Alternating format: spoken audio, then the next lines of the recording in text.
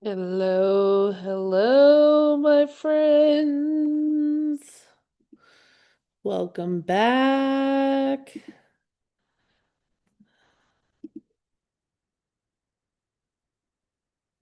Welcome in the room. Thanks for being here. See what we got here. I've got some of my friends that were here last week too. Thanks for coming back. It was a little clunky last week and we had some technical issues, but I think we're going to do better again today. I think we're going to try it again today and see how we do. Thanks for being here. How was y'all's weekend? Let me see if you're alive and are you awake? Are you here? Like, Mine was great. tell me about it, Jackie. What was so great about it? Give us some Oh, wins just to help I, inspire the rest of us that are struggling. I showed two separate people homes and they're Great. both very interested. So Great. that's a start for sure. Always, that's on the sales cycle. Yes. You showed some houses. That's great. Fantastic. Yes. I love it. Thanks for sharing with us. Anybody else have anything great this weekend to report while we wait for a few other stragglers to come in? I know Ayana does. I'm wondering if she's going to chime in and tell us. Maybe Angie does. Maybe Sai had a big weekend. Larissa, Hey, did you do? family. Hi guys, there she is. Hi Ayana. Hi. I'm sorry, I'm multitasking. I'm on another call. Oh girl, I'm so Oh, sorry. so you said we're doing wins? Was that I it? just said, yeah, tell me some wins. Like while we're waiting for people to come in the room, how was your weekend? My weekend was great. I had my Epic Summer Fest this weekend. It was a great success. Oh, God showed us grace and kept the rain away after it started that morning. love it. Um, I have my very first pre-approval for as an MLO. I'm excited about Yes. that. That Um, is super exciting, actually. Yes, yes, I'm excited. That's And great. I have a new buyer in my pipeline. And Heck yeah, dog. uh, what else I got? Oh, That's all I great. got a couple other things. Um, Okay.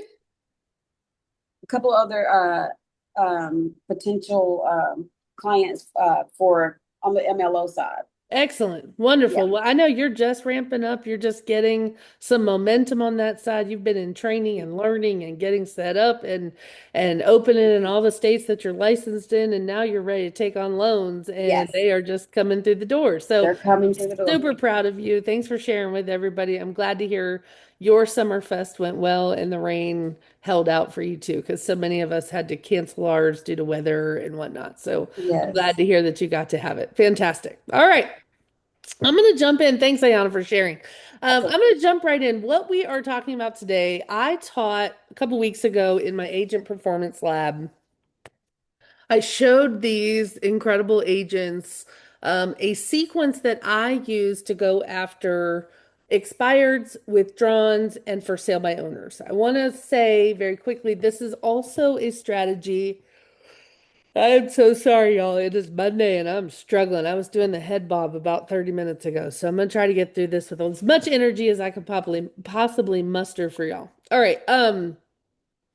This sequence works for any listing opportunity that you find. So it can be a for sale by owner, a withdrawn, a expired. It can also just be a strategy that you use to kind of refresh your active listings that you have. I want to start off by saying very quickly, this does not require a lot of money. This is effort. I know y'all love to hear that. Most of the strategies that I teach are not really expensive. I was a single mom for 17 years in the most expensive county in the state, raising two boys. And so most of the strategies that I teach are not high cost activities or high budget required.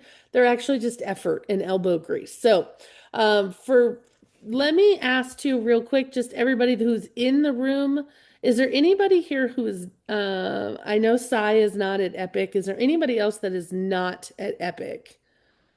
just so that I know who I'm talking to. You can put it in the chat if you're not, and it's totally okay. Sai, we love you anyway. We will take you. We're not in a gang. We'll let anybody in the room if we think we can help them. So it doesn't matter if you are or are not. I just want to make sure that when I talk about epic things, that I'm conscientious of the fact that you might not have access to that. But you have access to other things that are going to be similar, so don't worry. I think Sai might be the okay, Epic Alabama. Love it. Glad that you're here. Thanks for joining in. I hope this is helpful to you. All right, so I'm going to assume, and Sai, I'm going to talk a little bit about us at Epic first when I walk through this process. I'm going to first explain to you what it is, and then I'm going to actually do it um, alongside you. I'm actually going to walk you through. Now, I have done this 3 times now, and I will tell you that technology is my friend. I love technology. It definitely makes my life so much better. However, every time I'm doing a demo, God intervenes somehow, and the demo, the tech sometimes doesn't cooperate. Just be patient with me. I will eventually get there. I do have to flip back and forth between screens sometimes from where I'm in Claude and the various other websites to pull this off. So just be patient with me if it's a little clunky while I'm going back and forth between all of my browsers. Okay, so first of all, in the chat, I did drop for you everything that's in this folder called the listing sequence class. Okay.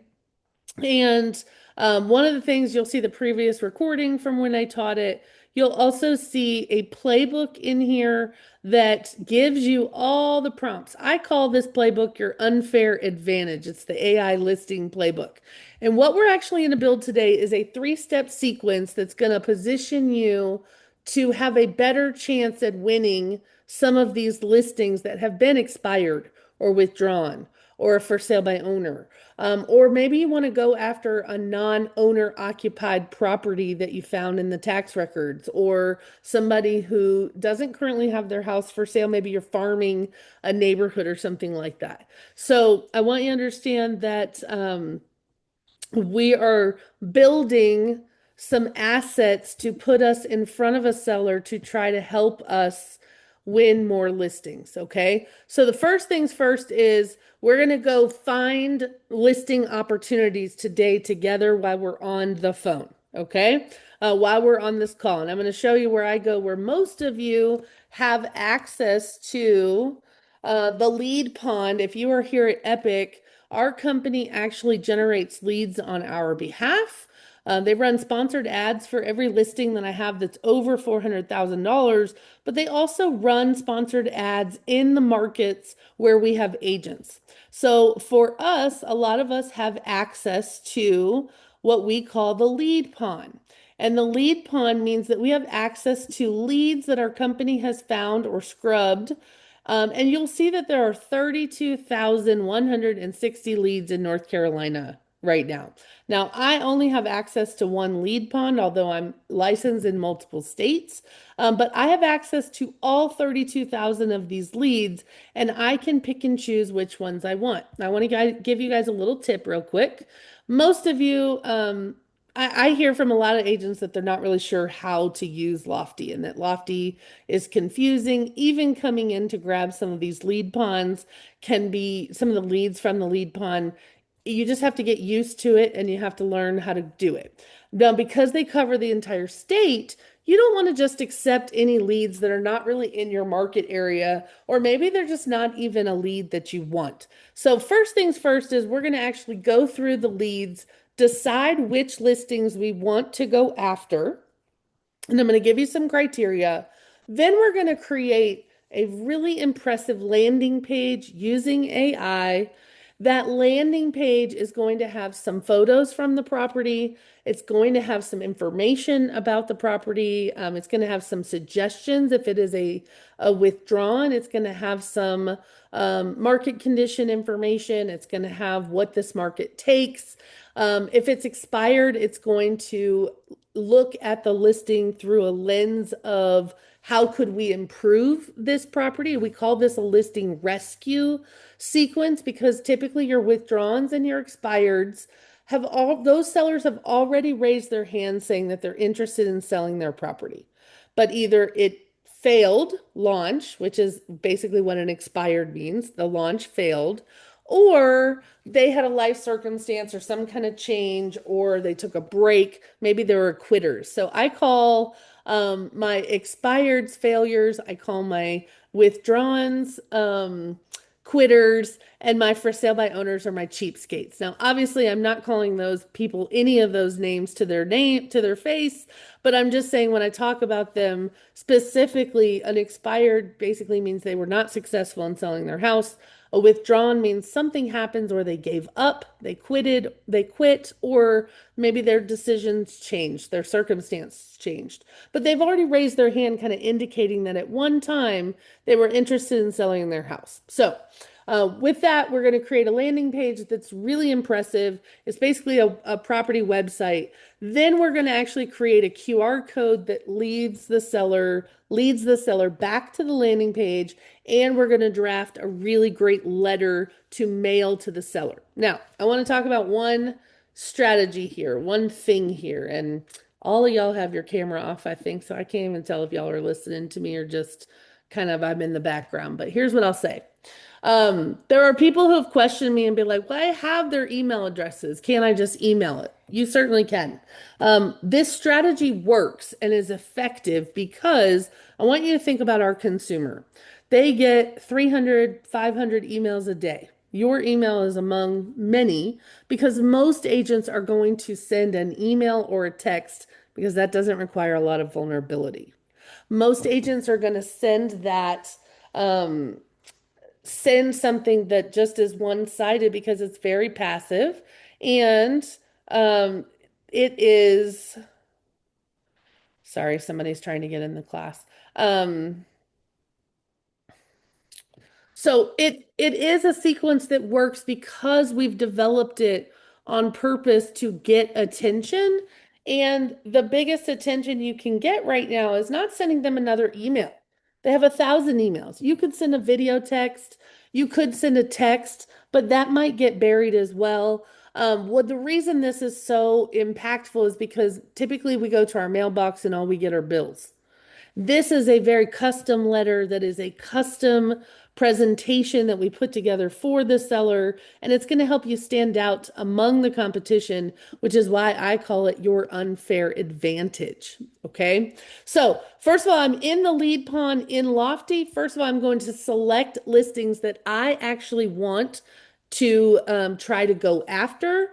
Now, when you're given the whole access to the lead pond, you can come over here to the right where it says filters, and you can actually sort your leads by maybe the county, or you could do a zip code.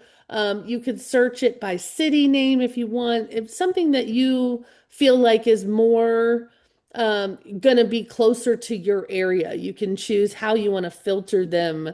Um, by the location. So I typically will come over here into the filters and I will scroll down until I find county. And I typically only look at ones that are in a county that are interesting to me. So I'm going to type in, or the county that I'm and want to specialize in, I will type in my county and hit create view. And now that you're going to see that this is going to sort all of the lead ponds and only show me ones that are in Buncombe County right now. So you'll see that my lead pond went down. It was 30 some thousand, and now I have 1,281 to choose from. So that's a lot less than 30,000 to dig through. And what I'm going to do first is I'm going to look. This one just came in 9 hours ago. So this one is going to be one of my first ones that I'm going to look at. If you don't want to use the filter, you can always scroll to the right where it shows the inquiries and it'll show you the addresses of the properties that they were looking at. That I can usually tell by the address whether or not it is my um in my area or not. So I'm going to click on Laura Riddle first. I want you to understand that this whole process, start to finish, once you get the hang of it, should not take you more than 20 or 25 minutes to build the entire system. 20 or 25 minutes after you get the hang of it. Okay. I want you to understand the first couple times you do it, it may take you an hour. because you are getting used to where do I go to do what. And this is a multiple step process, but we're starting with the first step, which is just finding an opportunity that I want to go after. Okay. In this particular example that I'm going to show you guys, I'm actually using, this is a new seller lead. She has a seller, this is one of those My Plus leads. It actually tells me inside, I'm going to go ahead and claim this lead because this is a seller lead in Asheville in my area that I'm interested in. I will sometimes, before I claim them, typically go to RPR. And I don't know if any of you guys have used RPR before, but I will typically go to RPR first and I will put that in what I meant to do. I will put that, I will check RPR. Here's the reason why. Does anybody know why I go to RPR first? I would Not say for sure. multiple, oh, I'm sorry. Go ahead. Go ahead. It's okay, Jackie, go ahead. Oh, I was going to say I use it quite often, but I don't know why you're saying you're using it. I So, go for it first because that's the fastest way for me to check the status of the property. Now, remember, I'm going after expireds, withdrawals, and for sale by owners right now in our lead pond, right? So, again, this just came in 9 hours ago, so I'm pretty sure that it hasn't been relisted, but you always want to check. That is step number one, just to make sure that the property still says off market, and that it doesn't show active. If a property is active, I don't care if it's a limited listing company or they just paid a flat fee to go in MLS. If they did that, they're under an agency agreement, and you cannot go behind the sign and solicit an already active listing with someone. As long as it is still withdrawn or expired, you can go after it. But the minute it turns to active, you need to skip it and move on. Does everybody agree to that rule? So we don't Mhm. get in trouble, right? So I right. come to RPR, I put in the address first, and then I will basically just check the status. I will typically look at this just closed in June. So to me, this is not one I'm going to go after to show you an example. I'm going to go back to the lead pond because there's no reason for me to invest a lot of time, energy, and money chasing after a property that actually did close June 26th. And if I go back to the lead pond, um, It we see was. that It I'm was June 26, 2023. Oh, thank you. Because I was like, wait a minute, hold on a second. So, okay, that's the other thing is I'm just checking to see. This says June 26, 2023. So this one is one that I can go after. I'm so sorry. Thanks, Jackie, for pointing that out to me. I was looking at the RVM that was updated in July, and I saw 6/26 and freaked out. But you just want to make sure that the price is not like you can see what the price was when it came off the market at 420.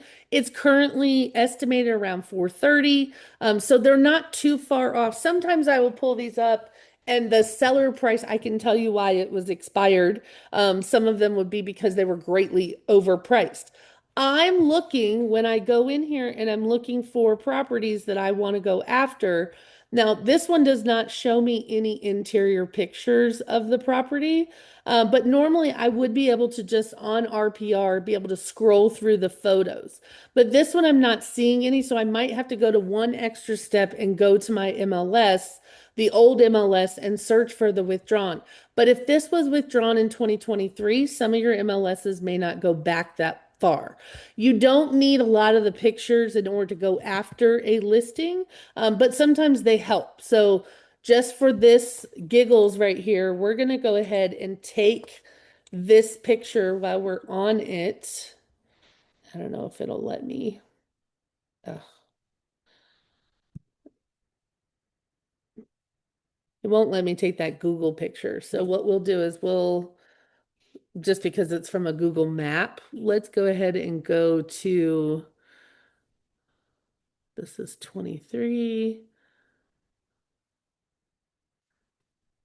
And it still says off market, but I just want to grab a couple of pictures while I'm in here. These pictures are not going to be used for marketing. They're actually just going to be used to send this um, send this landing page to the seller. So I just do front 23 Muirfield, and then I will actually just come and grab a couple more. You only need about 3 to 5. Pick the best images that you think are ones that you think are you can just use for to get the seller's attention. You're just trying to show them that you did not build a little templated thing. You actually built something custom for them, right? Here's the other thing that I'm looking at when I'm assessing whether or not I want to go after this listing. When I pull the pictures up of the listing, I'm looking to see if this were my listing, is there something I would do differently if I were putting this house on the market today? And I can guarantee you with 100% certainty, I would be able to tell this seller that I think we can improve the way the house shows. I probably would have pulled the cat tower out of this picture. I would have rearranged the living room furniture to help it show better. I'm looking for improvements that I can make on the property, and typically that's going to be in price or condition. I'm looking for anything that I could do that's going to produce different results from the house that expired or withdrew. Does that make sense to anybody? I hope. I'm going to grab one more picture just for posterity here, just to have another one. I think I probably could have painted. I want you guys to remember too that we have lots of tools at Epic that will help you um, get these properties sold. So we have something called the Epic Edge program that allows some sellers to borrow equity from their house to make improvements in their home. So sometimes when I'm evaluating the listings, I'm looking for, okay, could we have painted? Could we have staged? Could we have done some curb appeal or landscaping? And I'm looking at yes, yes, yes, yes, yes, all through the pictures of this house. And I would just ask myself, did this seller make the greatest first impression that they could? And if they didn't, then what we're going to do is we're going to make a proposal to them and say, hey, if you're thinking about selling your house still, we would love the opportunity to be considered for that. So what I'm doing is go back to step one. We actually went to the lead pond and selected a lead that we were interested in pursuing. Okay. I first went to RPR to check to make sure it was not live on the market. Then I went to the Zillow link because I couldn't find any interior pictures. I went to the Zillow link and I grabbed between 3 and 5 pictures. When I grabbed them, I right clicked with my mouse and did save image as and saved it to my computer. This is going to be really important. At some point, you may not have to do this step. Your MLS may already have some of the images that you can share individually, but mine does not. And I have to actually grab a few pictures. I just keep them there temporarily until I create the page. And then I go and delete all the temporary pictures I downloaded on my computer. Does everybody understand where we are so far? Anybody need me to back up or have questions about anything that we've done thus far? All we've done is grabbed an opportunity that we were interested in pursuing, a listing that was expired or withdrawn, or for sale by owner, or whatever it is, the listing itself. We grabbed a few pictures and verified that it is not active. Everybody gets that? We ready to move on to step two?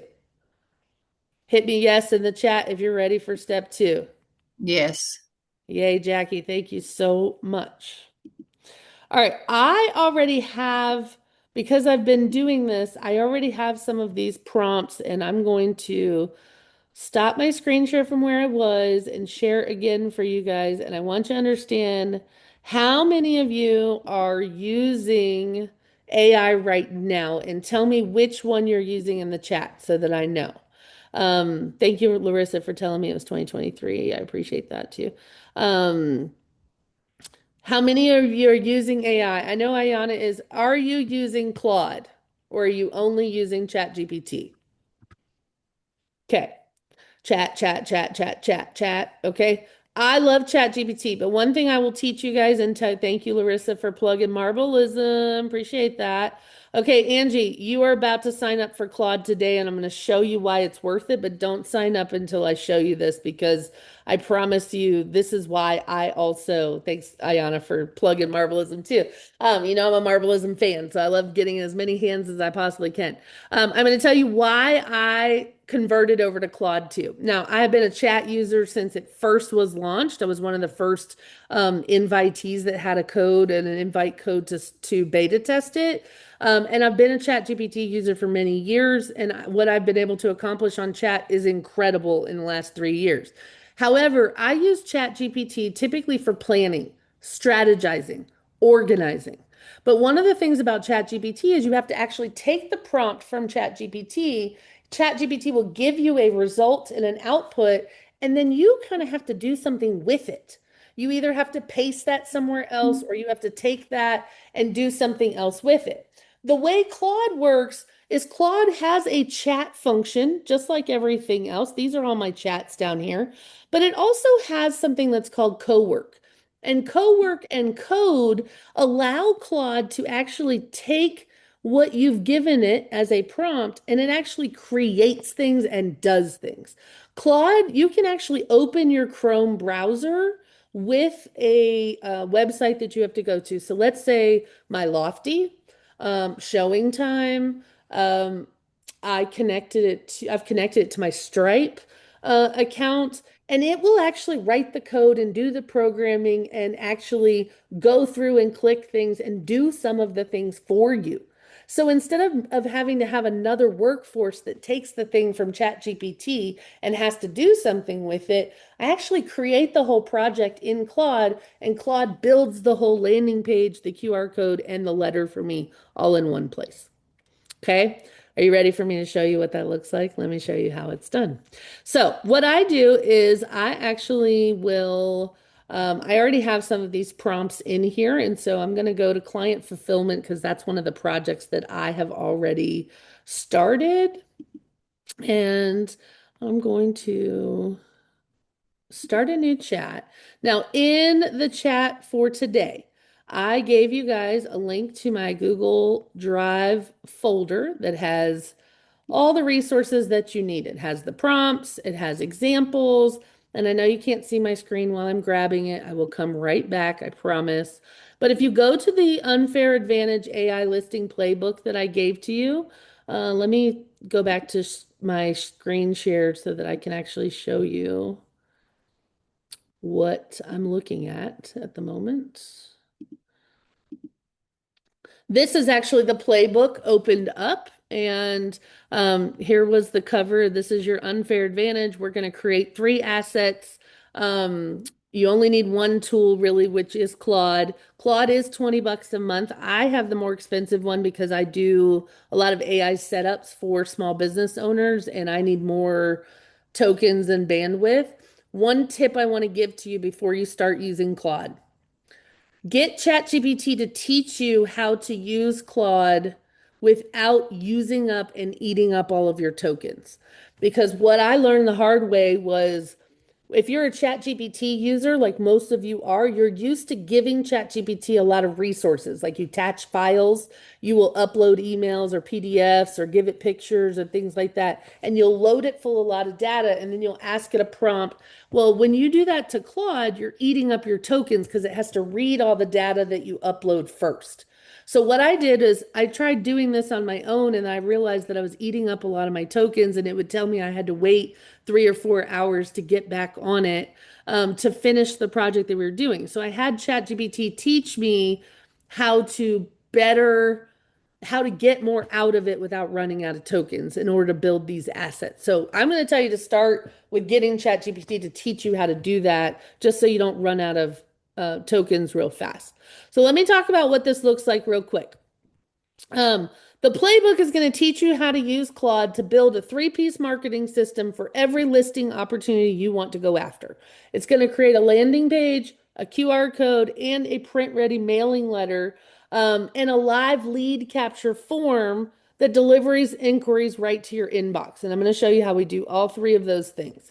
So the first thing I'm going to actually do is come and grab the prompt that I need. We already talked about the non-negotiables, which is Always verify properties are not actively on the MLS before building any assets. Don't waste your time because y'all, you will be so upset if you just spent 45 minutes trying to build a landing page, which again, the first couple times are going to take you a little bit longer. But once you get the groove of this, I can get one done from start to finish in less than 20 minutes. Okay.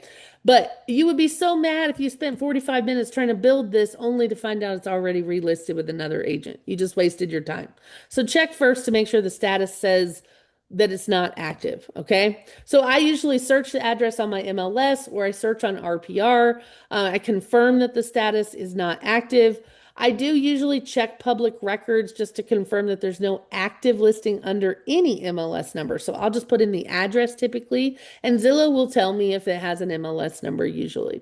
I do sometimes confirm that the owner is not a licensed real estate agent. Now, in your area, that may be harder or maybe easier. Like the smaller the town is, you know somebody is a realtor. Or I will look at the public remarks in the listing to make sure that it doesn't say owner agent. But that's one more step. And 90% of these are not owned by realtors.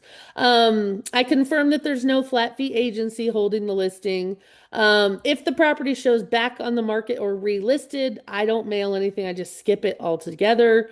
And if it's a for sale by owner, I verify that there's no agent represented them on Zillow or Realtor.com or the MLS or whatever. Okay. I've given you guys some language rules, and this is psychology. I want you to understand that these sellers have already raised their hand and kind of said, I'm interested in selling my house. And remember, the expired person, they're already frustrated because they had a failed launch. And there may be some shame. There may be some financial destruction that's happening because the house hasn't sold. Your job is to be conscientious of what they might be feeling based on the fact that they could not sell their house. They might be embarrassed that they hired the wrong person and that's caused a fight between their spouses. They could be very disappointed. They thought their house was going to sell in 5 minutes and it was on the market for 6 months. They kept reducing the price and it didn't go anywhere. They could be carrying financial hardship by having to pay two mortgages if they've moved out of the house. Your job is to be sensitive to the fact that it was not successful the first time. But your job is to be the hope messenger, right? Your job is to be the superhero and say, you know what? I know it didn't work the first time, but you didn't have me the first time. And that's usually what I'll say. I don't have to put another agent down. I don't have to say what I do that's different. I just say, I understand that it didn't work the first time, but we have a different strategy this time. We have a full plan of what it's going to take to get this house sold a second time. And I'd love the opportunity to present that plan to you. Does everybody understand the approach that we're taking? It is not, I want to list your house. It's not, I'm better to list your house. It's, I can see suggestions of things that I would do differently if you were listing your house with me this go around. That may be photography. That may be condition. It may need some updates. It may need paint. It may need cleaning. It may need some junk hauled off. It may need staging of the furniture. It may need them to move all the way out and let's stage it virtually or in person, right? So it's typically price or condition. The third option is marketing. And I don't know what another agent did to market the property. All I know is what my marketing plan looks like, right? And I'm going to impress you guys. If you stick with me long enough, I'll tell you what I do on that end too. One of the things that you're going to need to give Claude at the very beginning is your own personal information, right? So I'm going to go ahead and give Claude. I know Claude already has mine, but I'm going to give it here anyway, just so that I can show you guys what I'm giving Claude. Now, I know I have to keep sharing my screen and not sharing it, but I have to go back and forth between a desktop app and a browser app. And that's really annoying when you're trying to share your screen. So I'm really sorry. One thing I want you to understand about Claude, they do have a version that runs in your browser. So you could go to anthropic.com or Claude and hit it in your browser. But to do some of the coding work that I'm talking about and some of the building work that it does for you, you have to be on your computer and use the app on your desktop on your computer instead of the app that's in the browser. So that's why I'm using a desktop app because when you're asking it to build dashboards and apps and write code and things like that, it doesn't do it so well in a browser. It does it from the application itself. So the first thing I'm going to do is actually give the content information my name. So all the things that about me. So I am a realtor and a growth coach. It already knows that I am at Epic Realty. And I'm going to try to do this fast. I'm really sorry. Um, you want to save this pro tip, like you want to just save your name, address, and phone number and everything in your notes so that when you go to do this, you're not doing it every time. You already have all of this basic information down because these are the things that Claude is going to build into the website that you want your seller to get, right? So you don't want to have to give this to Claude every single time, but if you put it as part of your instructions, it's going to eat up tokens. So you decide how you want to do that. So I am a Calendly girl. So I will always use my Calendly link to get a seller to book with me. So I'm going to give my calendar. Some of you have Zoom, some of you have the free one that's built into our Epic website. But I have Calendly, so that's the one that I'm going to use for this example. And I'm just going to grab I have a real estate consultation link in my Calendly, and that's the one that I'm going to actually use for this. So I grabbed that from the browser and I'm going to paste that. And then if you are going to put in forms in any landing page that you create, let's say you guys are creating an event and you wanted people to sign up to RSVP for the event, or you wanted to put out like set up a time to show this or ask for a market analysis, anything that you're giving somebody a form to fill out and asking them to complete it, you can do this for free at a place called FormSpree. And I'm going to share my screen so you can see it.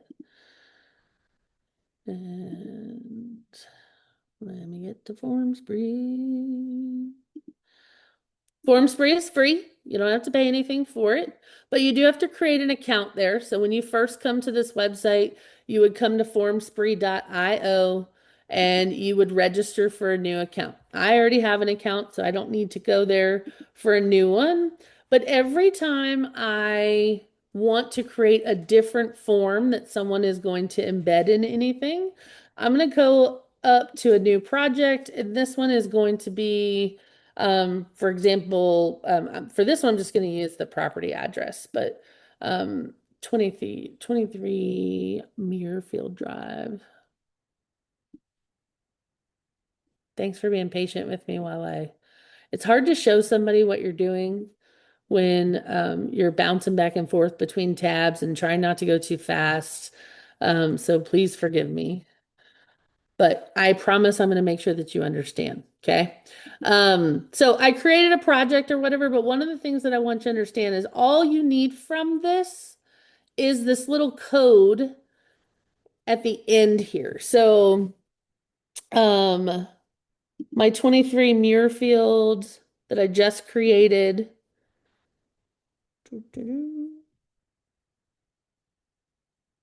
Once you create an account on this, it automatically creates this little code at the back that's attached to you. So this is basically attached to your entire account with FormSpree. So no matter what forms you create within FormSpree, all that Claude needs is this little number that's right here. So once you create an account and you create a project, once you open it, it will show you this whole address. All you need is this part right here that's after the slash. Does everybody understand why I needed to go to FormSpree? You only have to do this once, one time only. The first time you do it, you just need this number that's at the end of the slash. Once you create an account here and you start a project, you just need this code number in order to embed forms that will work on your website. Okay. So now I'm going to go back to Claude and give this to, um, Claude so that they know they're going to embed that in my form. Okay. So let me get back to that page so I can show you. And that's where I'm going to put the form ID. Okay. Now I'm going to get the actual prompt that's going to tell Claude to build me the dashboard. So I am going to go back to the document that I gave to you guys. And that was, this is the thing when I got 92 tabs open. It's hard to find which one I was on for y'all. So give me 1 second, Chrome. And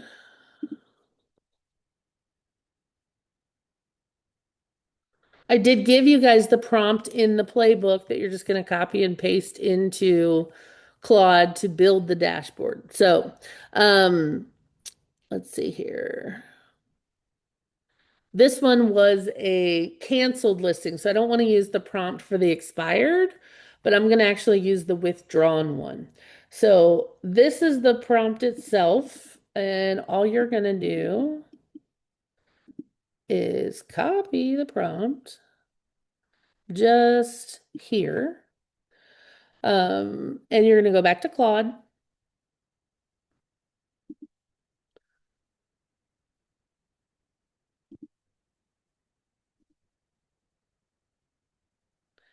And you're going to give Claude the prompt to build the landing page. So I'm going to say build a luxury HTML landing page for a withdrawn listing at, and because I gave you the prompt, you're going to have to go back in and type in the property address again. So 43 Muirfield Drive. I think that was in Arden, North Carolina.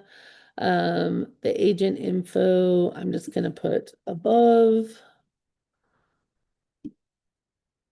Doesn't need any of this. Now, I typically, in the prompt that I gave you guys, I typically tell Claude themselves to research the property and all public information you can find regarding beds, baths, square footage, amenities, etc. Because otherwise it's going to make you fill in all of this property date and the features and all of that. It's going to make you put that in the prompt, and you actually don't even have to do that. Claude will look for it for you. I'm going to leave these codes and stuff because that's obviously my branding. It's already it knows what to do here, and I'll show you what this is going to look like. And go. All right.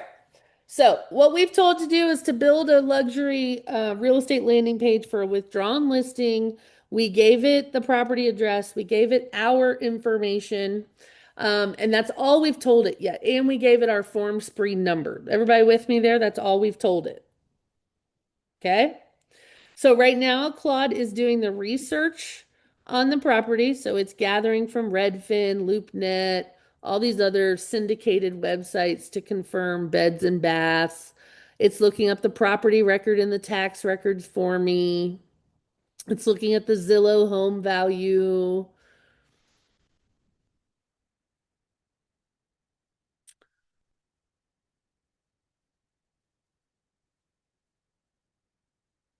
Anybody have questions while it's gathering information? Ask now or forever hold your peace. Okay. So it's loading the front end design skill and it's going to build the actual landing page. While it's doing the one that I showed you as an example, do you guys want to see that, or do you want me to show you some other examples of what I've built while it's building it? Which one would you prefer?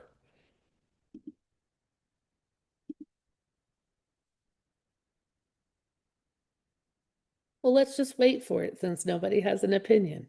We'll just wait for it for just a second. It doesn't take very long. It's building the withdrawn listing landing page right now for that property address. I hope I gave it the right address. I didn't verify.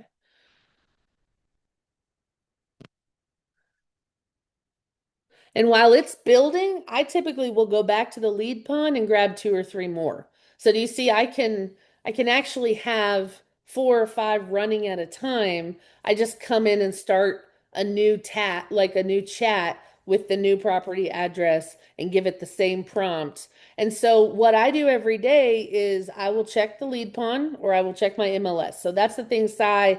If you don't have a lead pawn where you have free leads given to you, you can always go into your own MLS and click on the hot sheet in your MLS. Remember, the hot sheet is going to be something that has changed status or price in the last 24, 48, 72 hours. It could be 7 days. Like your MLS lets you choose the time frame, but the hot sheet is some kind of status change that has occurred. And so I can go to the MLS and just click on the expired listings and go through and find one that I want to go after. You don't have to have a lead pawn in order to be able to do this strategy. Okay, you can go into your MLS. So for those of you that are in agent attraction, and you're talking about recruiting other agents to our company, obviously we want to use the lead pawn as a benefit because a lot of companies don't have that, and we're showing agents where you could go after some of the free leads that we've been given and convert them into clients. But if you don't have access to that, you certainly can use the hot sheet in your MLS to find listings. The other thing is that imagine if you were to teach this once you guys get comfortable with it yourself. Imagine what you could do with this concept of building landing pages and dashboards that you could do with this concept for agents you're trying to recruit, agents that you're trying to build rapport and relationships with. What if they have a listing that's active and you wanted to just come in here and build a landing page for them and just say, this is the kind of stuff that we do at Epic. This is the way that we're embracing technology, right? So, um, we're letting it do its thing. It's kind of moving. It's writing all the code for it right now. You can see that. All right, who's ready to see what she built? Anybody? All right, so this is I told it to build a black one, but I'm gonna actually change it right now because I want it to, um, I'm going to give Claude my logo for my AVL experts team, and I want them to make the landing page match our our branding for our team. Okay. So I'm actually gonna go and grab the logo for our team. And I'm actually going to ask Claude, please change the landing page colors to coincide with our brand logo attached. Also, black. This is a fun fact for you guys. Black takes up a lot of ink. Make my dashboards print or make presentation letters, etc., lighter and ink friendly. So Claude will actually take this now and rebuild this whole landing page very quickly in a lighter color so that it's not all black and gold. So that went back to the prompt that I had given. I told it to create a black and white. So you guys can see the preview window over here, right? Which it showed up. It will show you up here. You can download and open. It tells you that it's already done and what it's verified on the property, that it's an established neighborhood in Buncombe County. It's in the T.C. Robertson High School District, the proximity to the airport and Biltmore Park. And so it's going to incorporate that kind of information in the landing page because we want to make sure we're incorporating that kind of information in our marketing. And we're telling the seller that we know things about this property that they were not mentioned last time. Things that maybe were not included in the description, things that were not included in the way that we marketed the property. So let's see here. It's rebuilding real quick. So I'll tell you it. Oh, here's the other thing that I forgot to do. Remember I grabbed those pictures, right? So I'm going to go back here and I'm going to give it the few pictures that I have.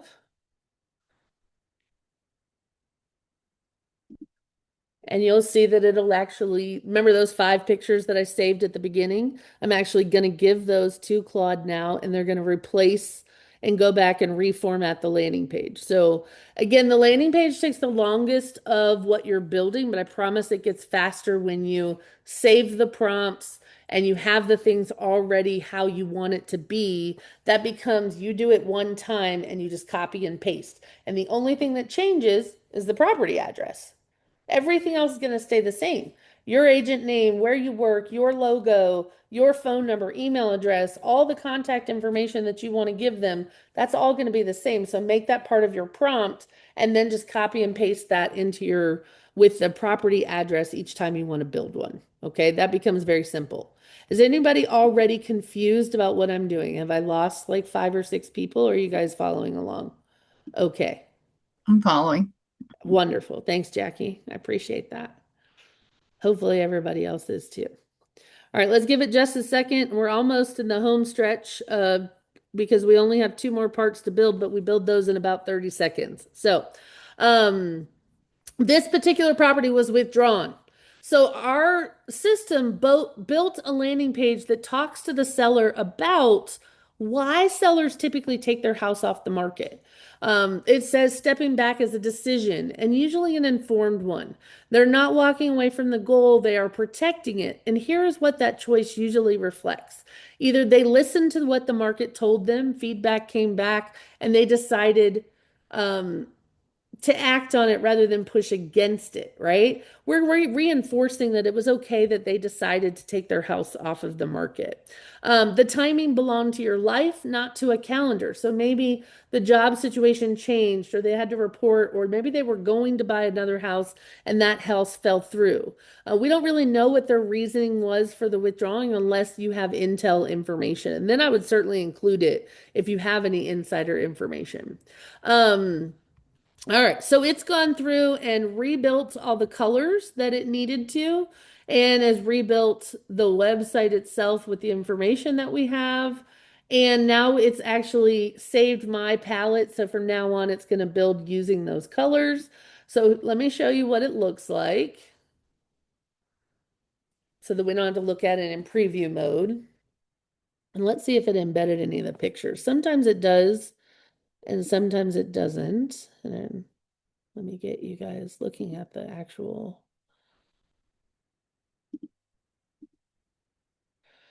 All right, your decision to pause was strategic. The window may be open now, and it's given them an opportunity to book a conversation with me directly or to see what has changed. If they click on see what has changed, it'll drop down to the bottom and it'll say, it'll give insight as to real estate resets and cycles.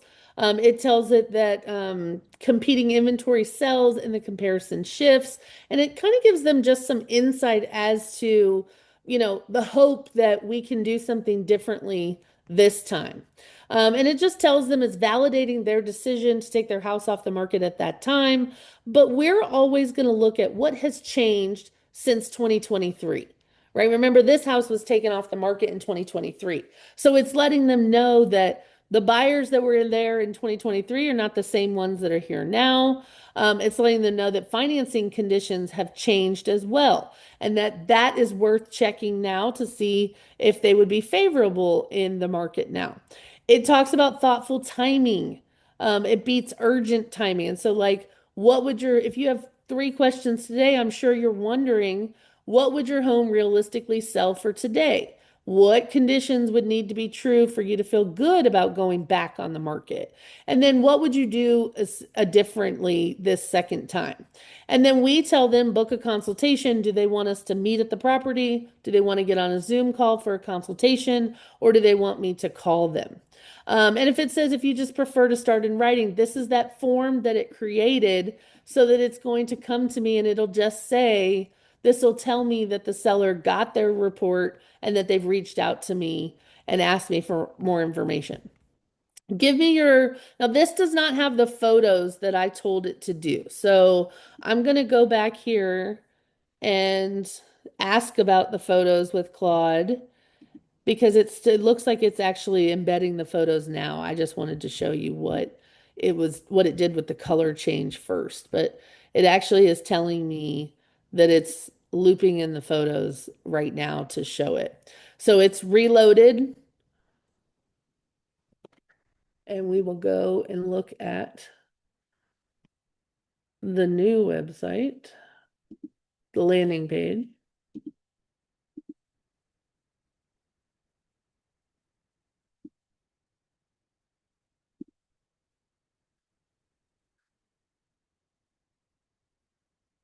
It's not the new one.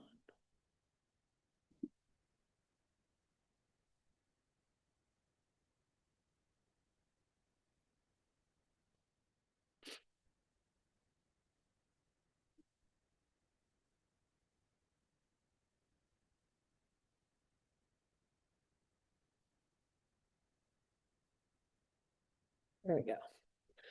All right. Can you guys see the new one now? Maybe? Yes. So you'll see that it's just dropped in the pictures itself, the property. It's got the basic stats about the property. It has the photos that we selected just to show them this is custom to their home. It has the pictures. I think the pictures make a difference in just making a better presentation and showing them something that was custom to them and their house. But the content and all the body is still all the same. We just weaved in a few pictures to show them. And sometimes on some of these expireds or withdrawals, the pictures are so bad that I have to say, I will tell Claude, like, this room I would recommend we paint and maybe rearrange the furniture. But I sometimes can show them in the pictures some suggestions of changes that I have. Does that make sense to everybody?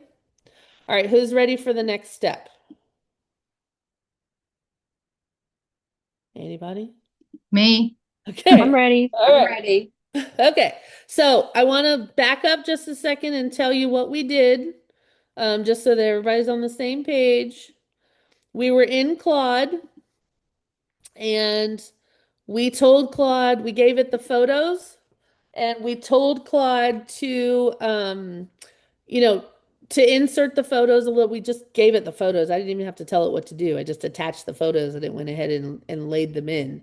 Um, And so the way that I showed you today is the easiest way to get the photos in there, um, because that way they're hardwired into the landing page. So if you just give it a Zillow link and you ask Claude to take the pictures from the Zillow link, it will take them as temporary files. And then when you go send the letter to the seller may go and click on that QR code and it opens your landing page. And then your picture that you put there wasn't there anymore.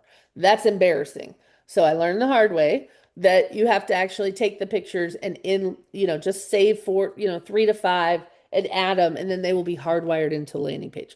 Does the landing page look okay to you guys that this is something that you would send to a seller or you would be happy that a seller clicked on it? Is that a yes or a no, or do we still have more work to do on it? Like just for the example, are you okay with it? Do you like what it built? Yes. Okay. All right. So here's where we're going to go from here. Remember, we already clicked this and downloaded it. So it's already in my browser as a download, this latest version. Everybody's with me there, right? So now we've built this, we've chosen a property, we've kind of selected what we would do differently. We've come to Claude, we've asked Claude to create a landing page. We gave it a few pictures of the property and told it to research beds, baths, and all of that. And now we're ready to actually host the landing page somewhere where a seller can go get it. Everybody's with me there, right?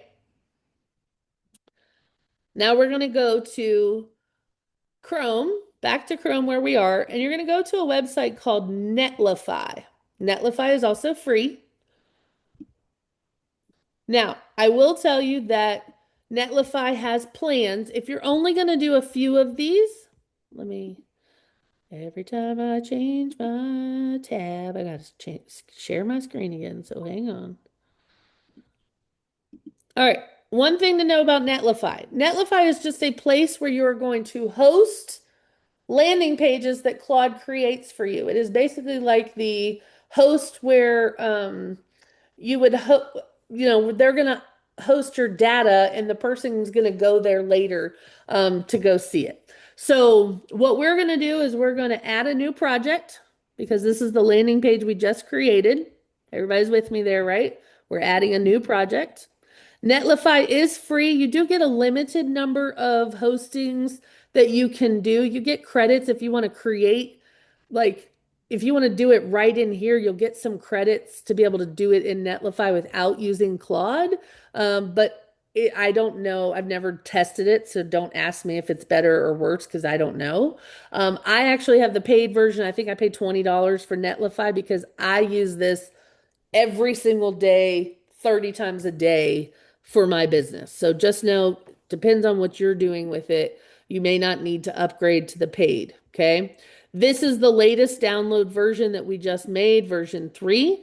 I went down here to the bottom where it said upload your file. It was kind of in the middle. I went to new project, and then out here in the middle, I just clicked on it and uploaded the latest version of the landing page. And then I told it to rename it and deploy it. Now, it's always going to give you a funny little unique name up here that it just assigns to it, but we want our client to see their address. So I'm going to come over here to project configuration, and I'm going to manage project name and thumbnail. And I'm going to change this name because I don't want it to be graceful dash hummingbird dash whatever.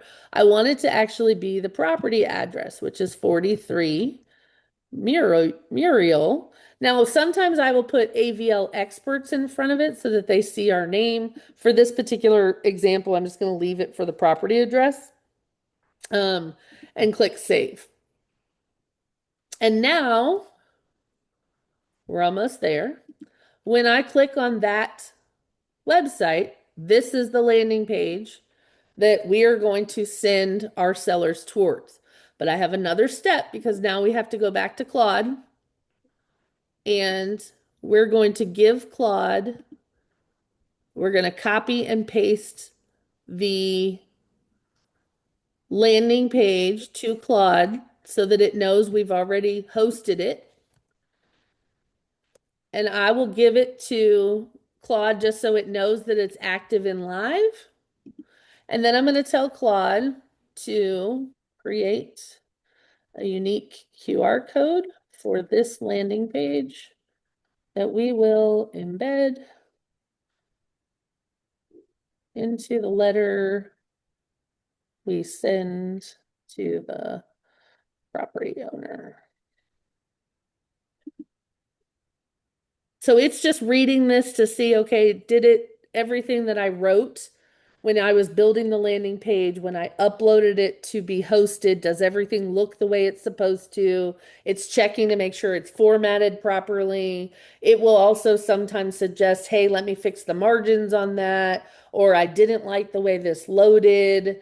And it'll try to make adjustments that way. But generally, it'll just check in and go, okay, I see that it's working properly. Good job. And it'll give you kudos that you followed all the steps correctly. So it's telling me that I have two things that I've got to show you still to do, and I'm almost done, I promise. So if those of you that are short on time, it's recorded. You can watch the end, but I hope that you'll hang out for 5 more minutes while I bring it home. Okay. We do have to do two more things. One, remember we had a form embedded in our landing page at the end where the seller could ask us to book an appointment or ask us to do something. Everybody remember that? Mm-hmm. Yes. So, do you see over here? This is the project in Netlify. Over here where it says forms, I'm going to click on forms and I'm going to click enable form detection. Once you do that, it's going to automatically be able to it knows that there's a form written into it and allow that form to be filled out. And then when someone completes the form, it'll actually be delivered here in Netlify. And then you'll tell it to send it to your email. And so that's a step later that I can definitely help you with once you get to this part if you're interested. But once you turn on form detection, it does everything it, oh, I didn't realize that I wasn't sharing this screen with y'all. See how I get to talking and then I don't even realize that I wasn't sharing the screen. I'm so sorry. Let me go back to Chrome. I was in Netlify. I was under the projects that we just did, which is the mural. I went down to forms and there was a button here that said enable form recognition. And I just Mhm. clicked on that and that's already on. So you can see it says form detection is enabled. And so it's automatically going to know to start collecting the information from the form once someone fills it out. Everybody with me there? So let me Mhm. back up real quick. We scoured the lead pond or our MLS for a lead that we were interested, opportunity we were interested in going after. We found a listing that we could improve the condition or price or marketing and have different results. We came to Claude and we told Claude we grabbed 4 or 5 pictures. Then we came to Claude and we told Claude to build us a landing page for an expired seller. And we uploaded the pictures and our personal information to it and our logo. And then Claude built the landing page. Everybody's with us there, right? Mhm. Everybody's there. Claude built the landing page. We actually downloaded the landing page as the HTML file that it built. That was what, when it says download and open, that's what it was doing, was downloading the HTML page. And then we went to Netlify and we created a new project, uploaded the HTML page that Claude had created.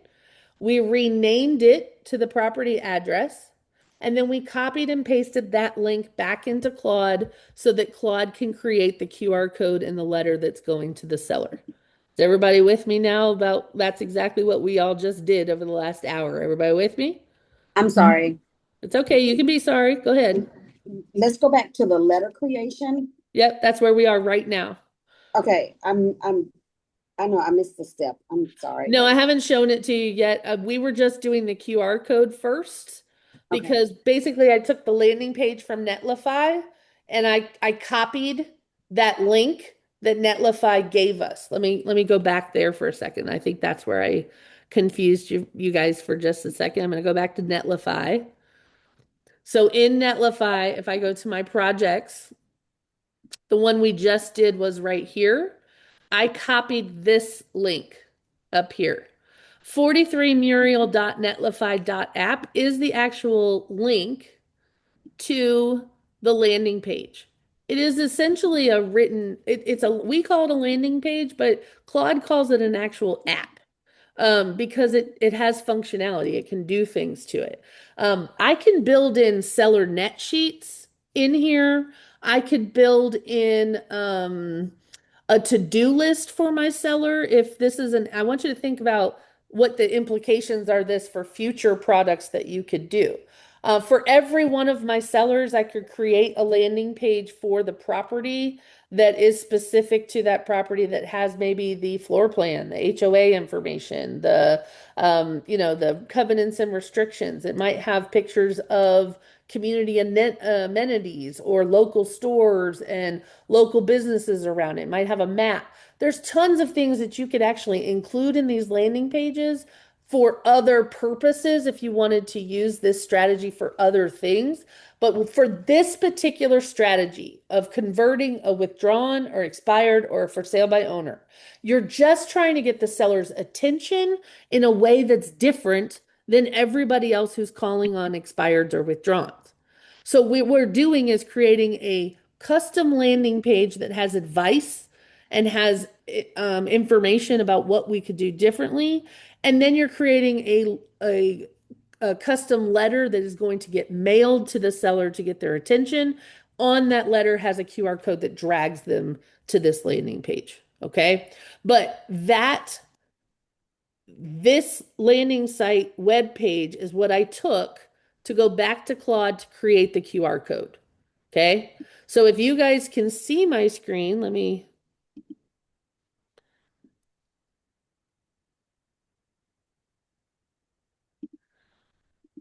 when I go back to Claude, if you guys were to scan this QR code that's on the screen right now, it should take you to our landing page, right? So what I want to do is now I want to go and tell Claude to actually draft the letter. So I have to go back to the playbook where I gave you guys the prompts, and you're just going to copy the prompt from the letter, which I'm going to grab real quick from you. for you. So here's the letter itself. We're going to write,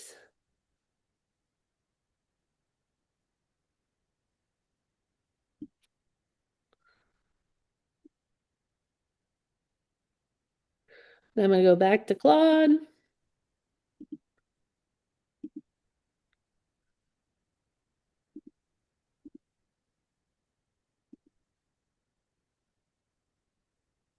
My gosh.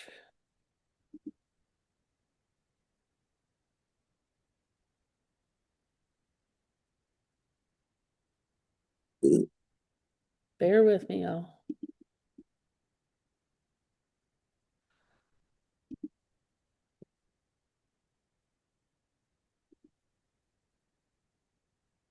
It's hard going back to all these tabs and the app because you have to share and resume and all the things.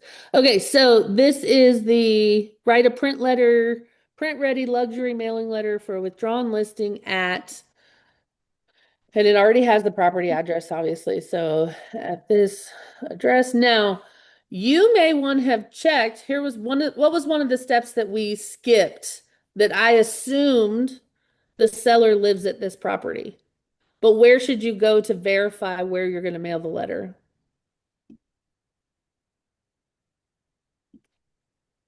Y'all don't talk all at once, okay? Tax records. Thank you, dear. You're going to go to the tax records to see where you should be, where you should be mailing the letter, okay? Let's see.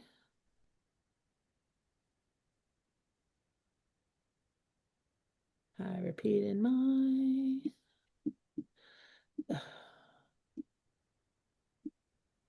Okay, so if you go back up here, obviously I just need, all I need is the Netlify. I don't need to give him the address again. It's just because I copied that prompt. So at this address, use my contact info from earlier. Make sure that your company phone number as well, if you're in a state that requires it, the office phone number, make sure that that's on there as well if that's a requirement in your state. And then we're just going to grab the URL again from Netlify, which I had saved. And I'm going to put that in here because they're going to include that in the letter. And then,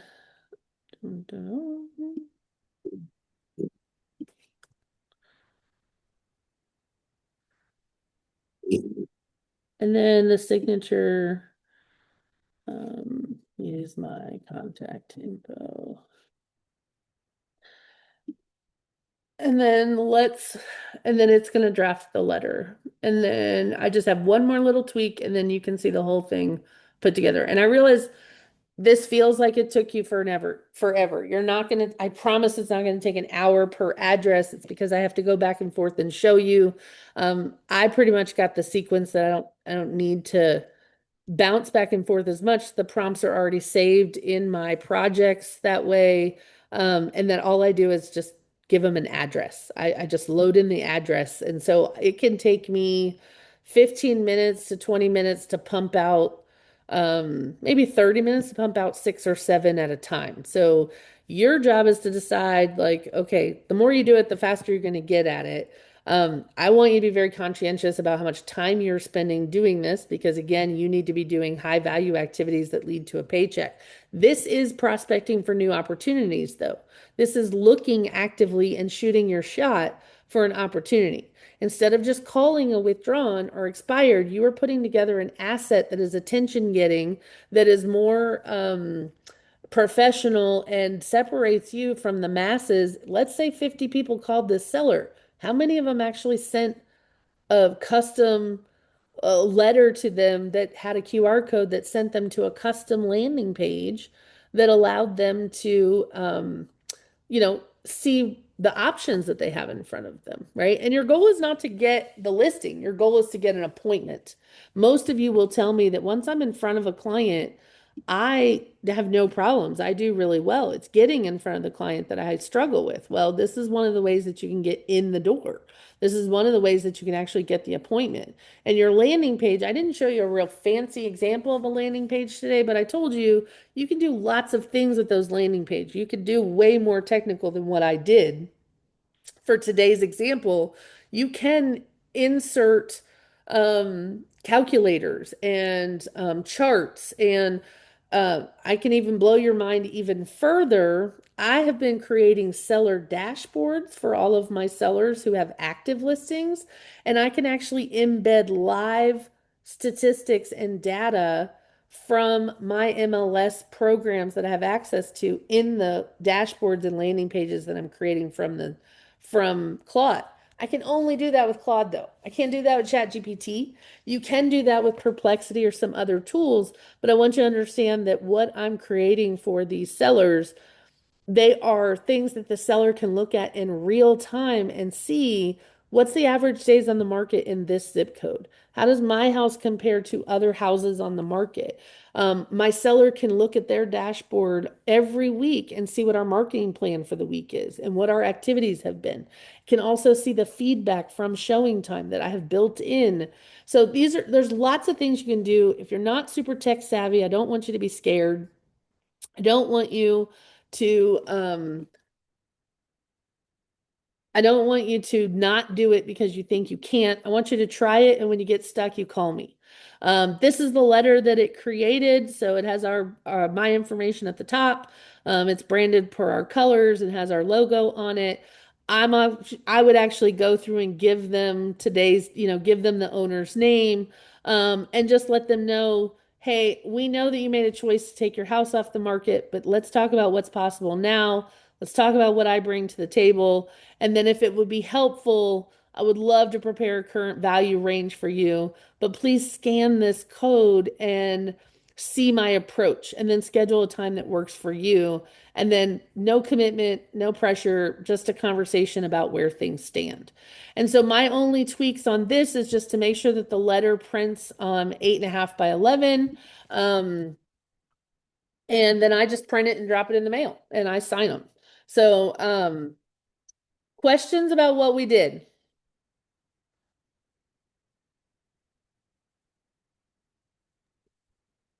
No, you guys have this down, Pat. Let me see the chat here real quick. Yes, Larissa. Let me give you just a little example about how I use it for agent attraction as well. All this is done in Claude. I will tell you too, Claude used to have a separate tab here. It would say chat, co-work, and code, but now co-work is basically married with the chat part. So when I start a new chat in Claude, if I need the co-work, I could just toggle this to co-work, and now it knows that it's going to be using skills that it doesn't necessarily need for the chat. Okay. I don't expect you guys to be experts in how to use Claude. What I want you to know is that there's tools out there that can make you guys stand out. There's tools out there that can that can help you create better assets that make you stand out from your peers. There's just other ways that you guys are going to be able to shoot your shot and take advantage of some of the tools that we have. Couple things to mention from here is that I typically will just print the letters, drop them in the mail. I do use colored envelopes because, again, I don't want my sellers to think that, that they're getting another bill. I want it to look like it's a fun piece of mail. So I will always put it in a colored envelope, and I will always add. Now, once Claude is done with this whole thing and I've mailed it off, you better believe the next thing that happens is that seller and that address goes into my CRM, and then there's a follow-up plan. There is always a 7 to 10 touch follow-up plan for every lead or opportunity that we go after, right? Larissa, I'm going to go back to the agent attraction part.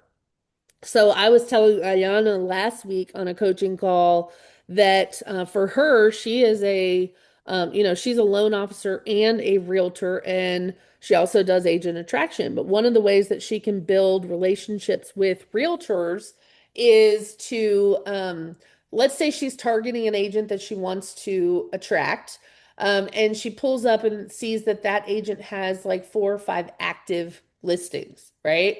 She certainly could come in here and have Claude create a landing page for each one of those listings and just send it to the agent and say, I built these for you. I saw that you have these listings. I built these for you. I hope they help you in your marketing. Um, and let me know how it works, or feel free to share these. The same thing with we mentioned earlier at the beginning of the call that I'm using things like Marbleism. So sometimes I will take my blog writer in Marbleism, and if I'm trying to do agent attraction, I will find one listing that an agent has, and I will have Penny write a blog article with some photos on that listing, and then I will deliver that to the agent and say, these are just examples of some of the things that we do at Epic. Even though that's not an Epic tool, it's a tool that I have, but we are encouraged to leverage and use AI in this company. And even though it's not a company provided tool, it's just one of the skills and things that I learned while I was here. So I consider it to be something that we do at Epic because I'm not gatekeeping it for myself. I'm also sharing it with all of you in hopes that you will also elevate your level of service of what you're sending to try to get appointments. So I think that's a very effective way to just love on some agents, to add value to them and give them something that they can actually use in their business. So the seller dashboards, the buyer dashboards, the landing pages, all of that is a Claude thing. And I have much, much, much more to show you, kind of some of the things that I've been building over the last few months. Sai is actually, her target client is seniors. She lives in a 55 up community. And so we actually built out of the conversation for Sai, we actually built an entire marketing system for her to attract seniors and people in an active lifestyle. And Claude helped create some of the assets that we built, like the social media plan that attracts them, the types of events that seniors want to go to, a list of places where they can go to find new sources of business, all of those things. So the sky is the limit of what you guys can do. Every one of you will receive a link to this replay because I know you will want to watch it back as you're doing it so that you're not skipping any steps. If you run into any trouble, you can text me anytime, but I will email you the replay of this as soon as it's done processing.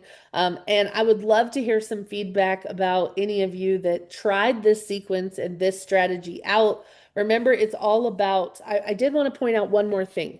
I do a little different sequence for sale by owners because the withdrawals and expireds, those are people that typically you're overcoming condition or price or marketing. For sale by owner, they're typically conscious about their cost, right? And their net. So what I do for sale by owners is I typically show them a different number, and all of their landing pages have the National Association of Realtors stat that says for sale by owners, on average, only receive 91 or 92% of their list price because people see a for sale by owner. They think that that means that they have the ability to wheel and deal and negotiate. And I usually show them that the National Association of Realtors says that a realtor typically gets sellers 98 or 99% of their list price. So I will take a for sale by owner and I will say, your list price is 450, and I will do the math and show them on their landing page that as a for sale by owner, they can expect to get 91%. And I will put what that number is. On the other side, hiring a realtor that if I am able to bring them 98 or 99%, I will put that amount, I will put my fee up there and then show them that if I can show you that you can net more money and still pay my fee and let me take care of everything, would that be worth a conversation to you? So my landing pages and the letters that I'm sending out to for sale by owners are not the same as the expired and withdrawn, but the concept is the same. The strategy is the same, but I'm using a different hook to get in the door with for sale by owners, if that makes any sense. So I just wanted to share that with you real quick before I let you go. Thank you guys for being here. This is like the third time that I've taught this, and it gets a little better each time, but it's still a little chunky and clunky having to go back and forth between all the different screens. It is technical, so I tend to lose people sometimes, but I hope I went slow enough for you to understand how to do it. And I would really appreciate it if you would just give it a try and let me know how it works out. And if you get stuck anywhere, let me know. But I did share with you in the chat all of my resources. I shared with you the entire Google Drive folder that has the playbooks in it. I'm just going to go back and resend that just so that it's at the bottom of the chat for any of you. Please make sure you click on that and grab what you need from that folder. There are some examples. There's a sample letter in there. There's also some links to some other pages that I developed and the playbook that you're going to need that has all of the prompts in it. So thanks so much for being here. I really appreciate you guys showing up. Try it out. Let me know how it works and reach out to me if you run into any snags or if you forgot a step or something like that, let me know. But I hope this works out for you. And thanks so much for being here to learn something new, to elevate the level of service that you're providing to your clients and to find a way to stick out among the crowd. Thanks so much. Have a great day. I'll talk to you guys Thanks, soon. Laura. You're Bye-bye. welcome. Take care. Thanks, Laura. Talk to you soon. See you soon.